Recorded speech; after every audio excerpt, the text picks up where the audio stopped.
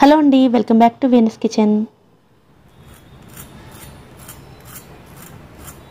పిల్లలు స్నాక్ అడిగితే అప్పటికప్పుడు బ్రెడ్ తోటి చాలా సింపుల్గా అయిపోయే బ్రెడ్ రోల్స్ని ఎలా ప్రిపేర్ చేసుకోవచ్చో ఈరోజు వీడియోలో చూద్దామండి. అలాగే బ్రెడ్తో చేసే రెసిపీస్ ఆయిల్లో ఫ్రై చేసేటప్పుడు ఆయిల్ పాడవకుండా ఎటువంటి జాగ్రత్తలు తీసుకోవాలో కూడా ఈ వీడియోలో చెప్తానండి. వీడియోని స్కిప్ చేయకుండా చివరి వరకు చూడండి. ఈ స్నాక్స్ని ప్రిపేర్ చేయడం కోసం ముందుగా 4 మీడియం సైజ్ బంగాళదుంపలను కుక్కర్లో 5-6 విజిల్స్ వచ్చేంత వరకు ఉడికించుకోవాలి. ఇలా ఉడికించుకున్న బంగాళదుంపలను చిన్న ముక్కలుగా కట్ చేసుకుని ఒక బౌల్లోకి వేసుకోండి. ఇప్పుడు ఈ ముక్కలను మ్యాషర్ తోటి ఎక్కడ ముక్కలు అనేవి లేకుండా మెత్తగా చేసుకోవాలి. బంగాళదుంపలను మీరు తురుముకుని కూడా తీసుకోవచ్చు. ఎలా చేసినా కూడా ముక్కలు అనేవి లేకుండా చూసుకోండి. ఇలా మొత్తం మ్యాష్ చేసుకున్న తర్వాత ఇందులోకి సన్నగా తరిగిన ఒక ఉల్లిపాయ ముక్కలు, 2 టేబుల్ స్పూన్ల క్యాప్సికమ్ ముక్కలు, అలాగే ఒక పచ్చిమిర్చి తరుగును కూడా వేసుకోండి. ఇందులోనే సన్నగా తరిగిన కొత్తిమీరను కూడా వేసుకోవాలి.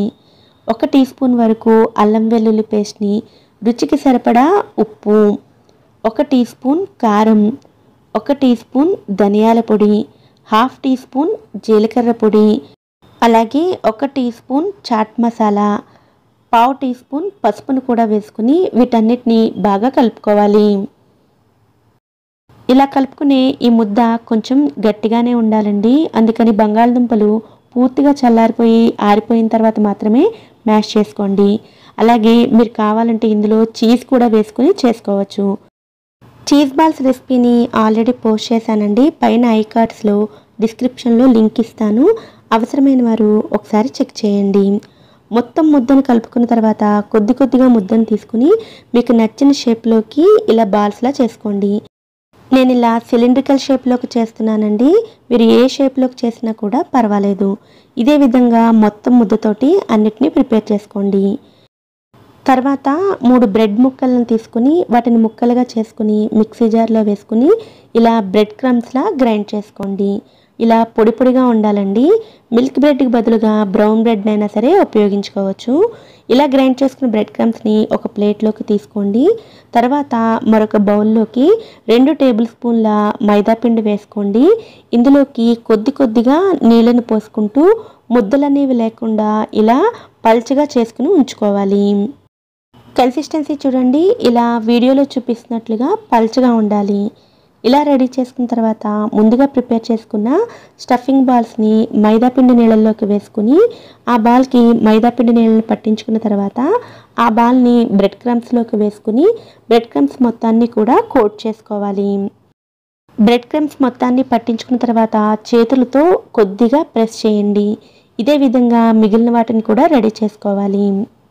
సాధారణంగా బ్రెడ్ క్రమ్స్తో చేసే రెసిపీస్ని ఆయిల్లో ఫ్రై చేసినప్పుడు బ్రెడ్ క్రమ్స్ అన్నీ కూడా ఆయిల్లోకి విడిపోయి ఆయిల్ అంతా కూడా పాడవుతూ ఉంటుంది. అలా కాకుండా ఉండాలి అంటే నేను చెప్పే ఈ టిప్ని పాటించండి. అన్నిటినీ ఇలా రెడీ చేసుకున్న తర్వాత ఈ ప్లేట్ పైన మరొక ప్లేట్ని మూత పెట్టుకుని ఫ్రీజర్లో 5 నుంచి 10 నిమిషాల పాటు ఉంచుకుని ఆ తర్వాత ఫ్రై చేసుకున్నట్లయితే ఆయిల్లో ఫ్రై చేసేటప్పుడు బ్రెడ్ క్రమ్స్ విడిపోకుండా ఉంటాయి. ఈ టిప్ ఖచ్చితంగా వర్క్ అవుతుందండి. మీరు కూడా ట్రై చేయండి. స్టవ్ మీద కడాయిలో డీప్ ఫ్రైకి సరిపడా ఆయిల్ని వేడి చేసుకుని ఆయిల్ వేడైన తర్వాత ముందుగా రెడీ చేసుకున్న పొటాటో బ్రెడ్ రోల్స్ని వేసుకోవాలి.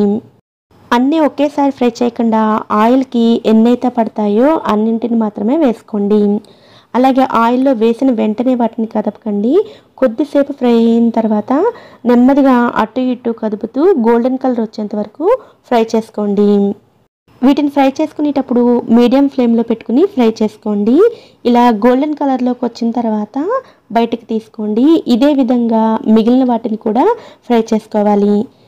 మీరు ఇక్కడ చూడొచ్చండి, ఫస్ట్ బ్యాచ్ ఫ్రై చేసిన తర్వాత ఆయిల్లో ఎక్కడ బ్రెడ్ క్రమ్స్ అనేవి లేవు. ఇదే విధంగా మిగిలిన వాటిని కూడా ఫ్రై చేసుకుని తీసుకోండి. నేను చూపించిన ఈ క్వాంటిటీస్ తోటి 15 వరకు బ్రెడ్ రోల్స్ని ప్రిపేర్ చేసుకోవచ్చు.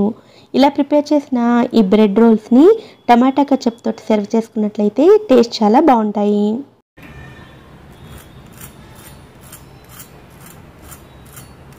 పైన క్రిస్పీగా లోపల సాఫ్ట్గా చాలా తక్కువ టైంలో ప్రిపేర్ చేసుకోగలిగే ఈ సింపుల్ స్నాక్ రెసిపీని మీరు కూడా తప్పకుండా ట్రై చేయండి.